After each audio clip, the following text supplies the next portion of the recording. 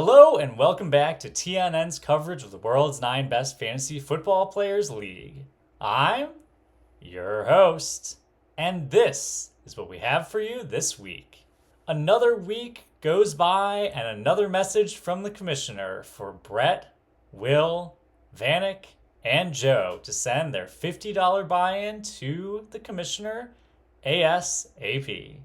And now, here is Danny Football with his picks for Week 9.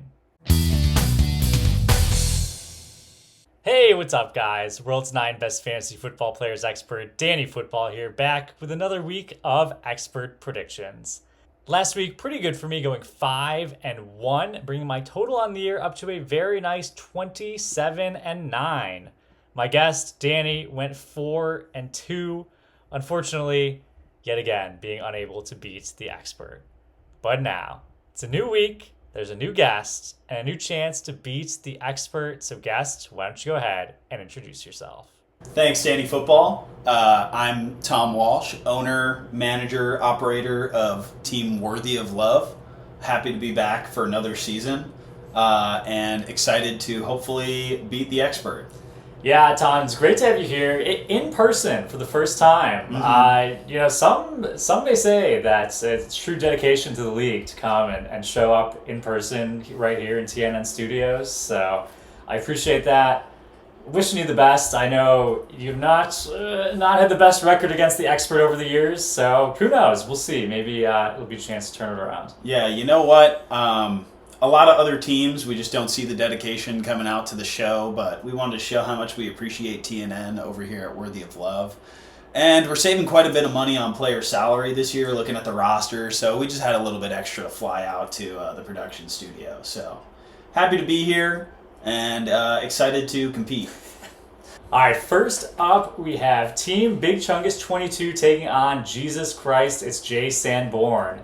Chungus favored this one at 58%. This one is the pillow fight of the week. It is our first matchup here for a reason. Mm-hmm. Both of these teams among the bottom feeders of the league. Jesus Christ and Jay Sanborn. I think they actually started out pretty decently this year as a bit of a surprise, and they've kind of ended up exactly where everyone expects them to be at this point. I would not be surprised if Nuge is looking to sell some players over the coming weeks, and I think the season's pretty much over. For the Chung Guy, they're truly one of the historic franchises of the league. I will say that. Their winless streak to start the year is truly one for the books, and I said last week on the show that I would never pick the Chung Guy until they showed me something, and they certainly showed me something. This is a team. They go out there, they play every week. That's about all you can say about them. You got to appreciate a guy who shows up to his job every day. Exactly. It's not everybody that can do I that. know the team owner, Will DeTremp, is very dedicated to the league, very invested in this team, and when it comes to two bottom feeders fighting, going at it this week, I think the Chung Guy may have their best shot to win yet this year. Mm-hmm. And I'm going to make what is perhaps a bold pick here in a disgusting matchup.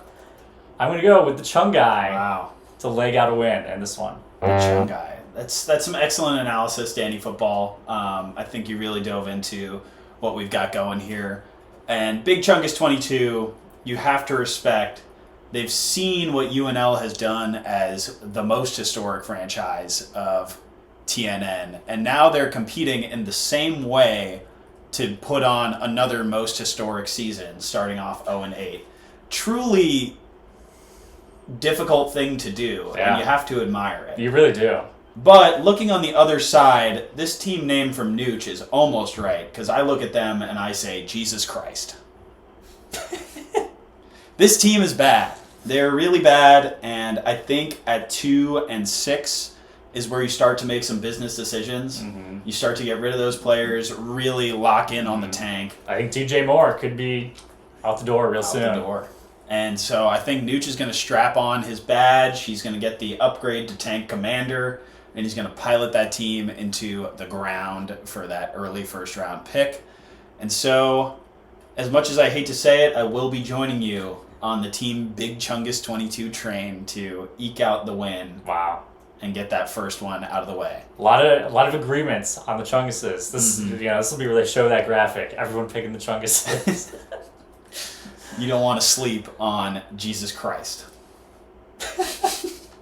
All right, next up we have undefeated, never lost, taking on the Judon Noodles. Noodles favored in this one at 70%. Wow. Big favorites. Yeah. Tom, it's your pick, and with that, let's start up the challenge. This is a TNN classic. We have the Survivor Snake race, puzzle, whatever you want to call it. Snake race. Tom's first attempt. One of those. Whoa. We got a live studio audience here for TNN TNN's a today. family-friendly show. Give it your best. I'm nervous. This is my first time operating this thing, but here we go. All right, time's starting now. Okay. And it is your pick, by the way. It is my pick. Okay. Starting strong. So it is my pick for the Judon Noodles against UNL. Judon Noodles, always been a team I like. They've got their ups and downs because unfortunately they've staked their bets to the future of Christian McCaffrey. There it goes. And that's a tough thing to deal with as a team. But they still are managing to put on a good performance this season. And luckily, while Christian McCaffrey continues to tempt us with the weekly potential comeback, they are running into a nice little stretch here with UNL on the schedule.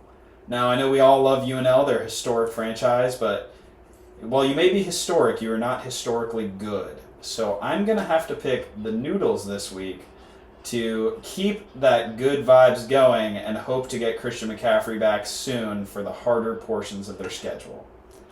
Yeah, I think that's a good pick here. These are two teams that are extremely mid this season. 5-3, 4-4. Despite the Noodles being the division leader in their division, only 12 points scored separates these two teams. I know these teams have different reputations through their histories of this league. One a very historic franchise, one the Judon Noodles. And people may have certain perceptions about this game, certain preconceived notions about how things are going to go. But I can't pick against the Noodles in this matchup. This is one of those where I have been so low on the Noodles all year, and I still think they're a terrible team. I think they're going to get absolutely obliterated in the playoffs if they actually make it there. But for this week, and this week only, I'm going to pick them to just barely squeak by, undefeated, never lost. All right. Brutal. Oh, I forgot to say that UNL... Damn, I'm missing all my points here. UNL picked up a historically fraudulent win over Worthy of Love last week. One of the very few times in league history where the second lowest scoring team on the week picked up the win. So congratulations, UNL. Your achievement is so bad, I forgot to give it in my analysis. We're happy to help a downtrodden team like UNL get back up on their legs and get going. We don't say enough that 4-4 is kind of a big season for UNL. That's true. So That's true. if they died off here, we'd understand. It would be one of their best seasons to date. We've already got a record book. Next up, we have Hammond-Throw taking on Too Many Conks. Hammond-Throw favored at 54% in this one. This is another matchup of two kind of middle-of-the-road teams. Two teams that I think are kind of heating up right now. Hammond-Throw, I think they've been taking what I'm saying as the expert, using that as fuel. They put up a very big number last week, 270, in fact, which is right up there with some of the highest scores in league history. But Hammond-Throw is also a team where if they actually make the playoffs, this is not a team that anyone in this league is going to be scared of.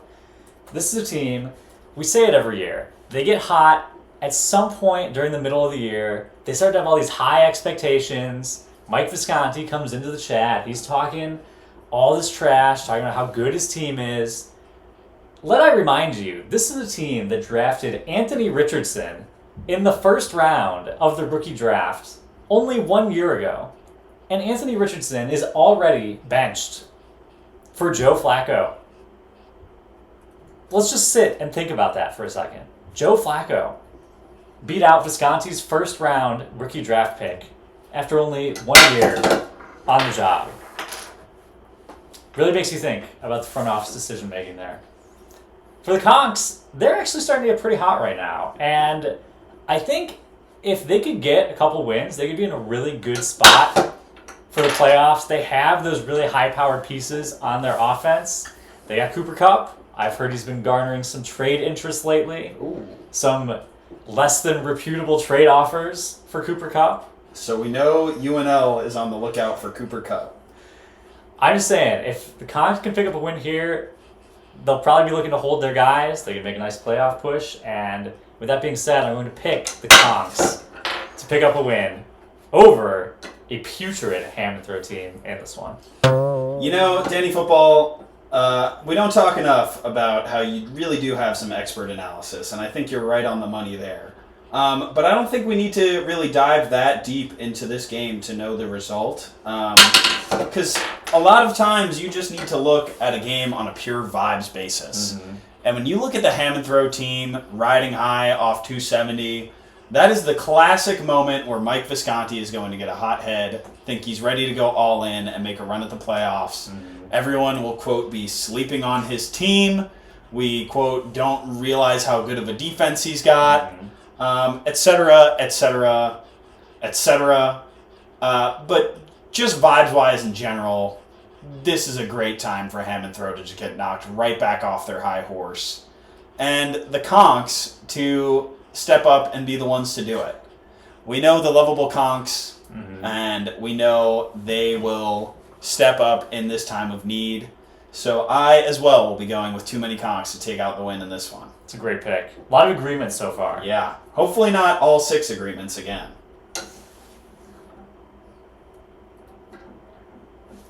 All right. Next up, we have Blood, Sweat, and Beers taking on Worthy of Love. Blood, Sweat, and Beers favored this one at 71%. Tom, what are your thoughts on this matchup? I have been thinking about this matchup a lot. I think Blood, Sweat, and Beers have grown to be a good friend of Worthy of Love. Great program over there. Love to chat ball with those guys. We've got some great knowledge base over there. And they really run a good ship. Very respectable program. That being said, however, a lot of our picks this week are based on vibes. You know, it's a real energy time in the season. Mm-hmm. We're hitting the halfway point. And I think this is a good time for the Worthy of Love team to step up to their name and show everybody that there's some lovable, plucky underdogs who can do something fun now and then. And so I think this is where we go, just win one for the Gipper. It'll more likely be that Blood, Sweat, and Beers loses one for the Gipper and Worthy of Love happens to be in the matchup. That's typically how our wins go this year, but I think our defense will continue to put up a solid performance and the offense will go out there and have a fun day. Jerry Jeudy, happy to be not playing with Deshaun Watson. That'll pump up the points. Xavier Worthy, DeAndre Hopkins will be distracting the best cornerback of the other team, so Xavier Worthy will get a lot of points. It's just a good day for a nice cheeky win, and that's why I'm going with Worthy of Love today. Yeah, I think that's an interesting pick. These two teams are ones I've not been super high on this year, and fans of the show will know that for most episodes this season, I've said that I don't have too much to say about Worthy of Love. So I've really gone in and dug deep for my analysis here. And I've actually brought some notes just to make sure. I flew out for this. I expect some notes. Just to make sure that I get all my points across here. So let me just, yes, the producers. Yes, thank you. Okay. So when I look at this Worthy of Love team, they may be one of the historically worst teams we've ever seen in this league.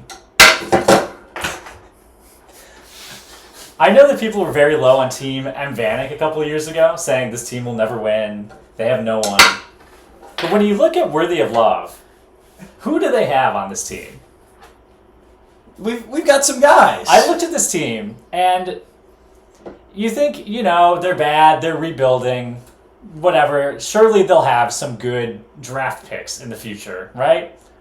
All this team has is 2 additional second-round draft picks. That's capital. Two additional second-round draft picks. And I'd like to review some of the second-round draft picks that have been selected by Worthy of Love throughout their history as a franchise. We have... It's really hurting my arms. Chuba Hubbard, Michael Mayer, Jalen Hyatt, and Chase Young. I'm gonna go ahead and say, can you blame a guy on any of those? I think the only thing going for this team right now is that they have Jonathan Brooks, who has been injured all year, and when he comes back will be the running back 1 on the Panthers. Mm-hmm. Dak has taken a huge step back this year. Not a top-performing fantasy QB anymore. I can't have you slandering trade value on Zach Moss has been getting less touches every week for Chase Brown. This team is starting Chig Okonkwo at tight end. Who? And this man is not even a top 32 tight end in the league. There is nothing going for this Worthy of Love team. I expect them to get blown out by Blood, Sweat, and Beers this week, which is a team I do not even think is that good. That just goes to show how bad Worthy of Love is.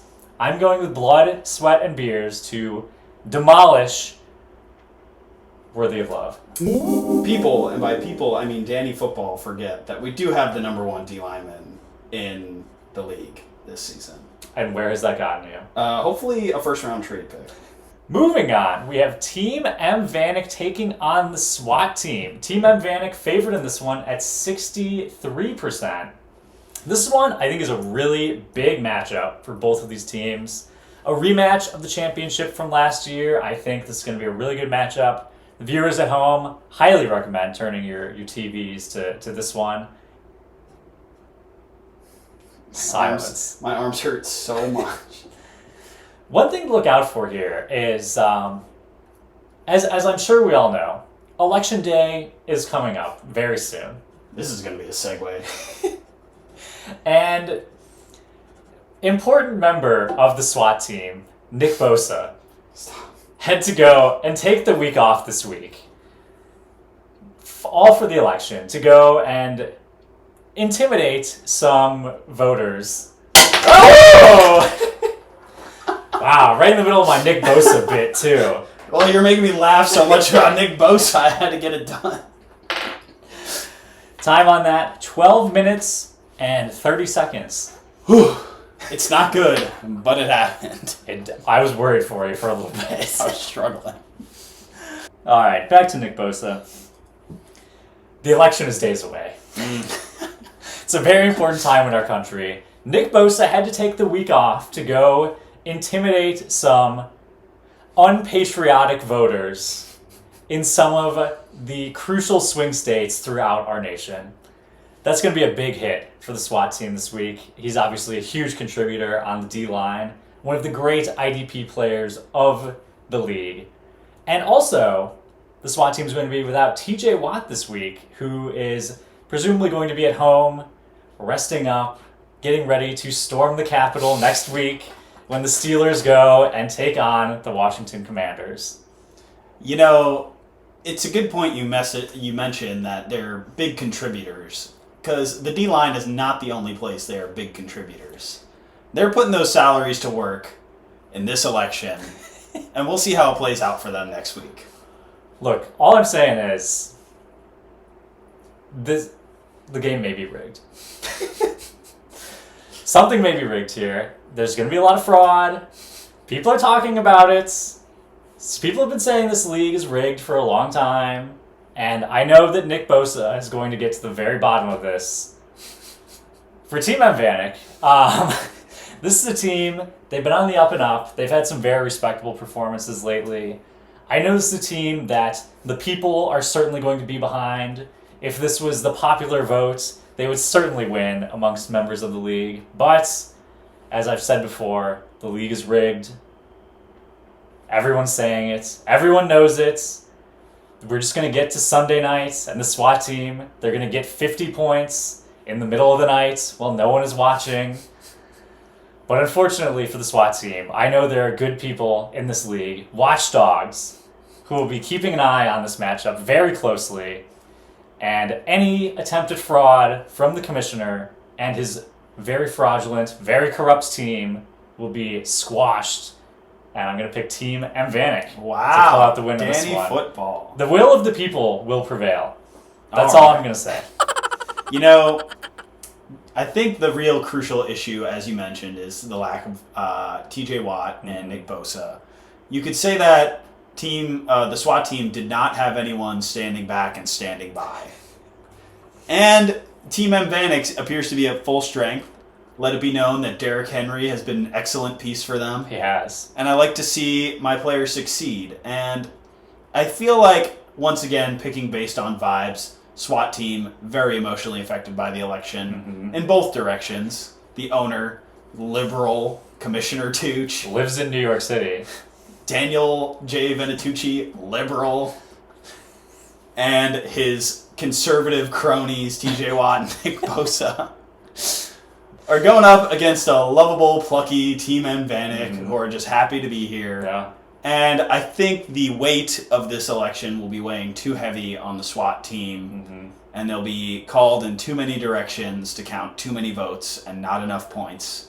And so, for that reason, I too will be picking Team M. Vanek. It's a good pick. It's a great pick. Finally, in our marquee matchup of the week, we have the Texarkana Bandits taking on the Mental Brick Walls. Bandits favored in this one at 57%. Tom, who do you like in this matchup? That's a good question. I really enjoyed both of these teams. I think these are two teams that are finally playing up to their potential a little bit, at least in the record. Not perfect seasons, but they're having a strong start, setting themselves up well to get into the playoffs. And I feel like, optimistically for these teams, although I think the Brick Walls ran into the SWAT team last week, I think the SWAT team has been giving themselves a little bit more trouble than we usually see for them. So for the forecast, the playoff forecast, I do have a good outlook for both of these teams. That being said, one of these teams has to win this week. I know we've got the Texarkana Bandits favored by quite a bit here. But once again, it's not about the favorites. It's not about the players on the field. It's about the vibes of this matchup. We've got two former roommates here in Brett and Grayson going up against it. Grayson, who is now engaged, and Brett, who some might say is on the clock. Oh. And we... Shots fired on TNN. Wow. Just kidding, Brett. Just kidding. But Brett will be watching. Brett will be watching and will be paying his buy-in for the league. And the Mental Brick Walls, however, I think will show that fortitude that you normally see from a brick wall. They will not be huffed and puffed, and the house will not be blown down, no matter how much steam the Texarkana Bandit train forces at it. And so I think these brick walls are going to hold up strong, and they are going to pull off what might be seen as an upset, but I think will be more like the start of what will be a historic season for the Mental Brick Walls. Yeah, I think that's a good pick here. The Brick Walls, they've certainly, I think, overperformed expectations. I know Brett is always not very high on his own team, so they've been off to a very good start. I think it's going to be really interesting to see how they bounce back from that first loss of the season.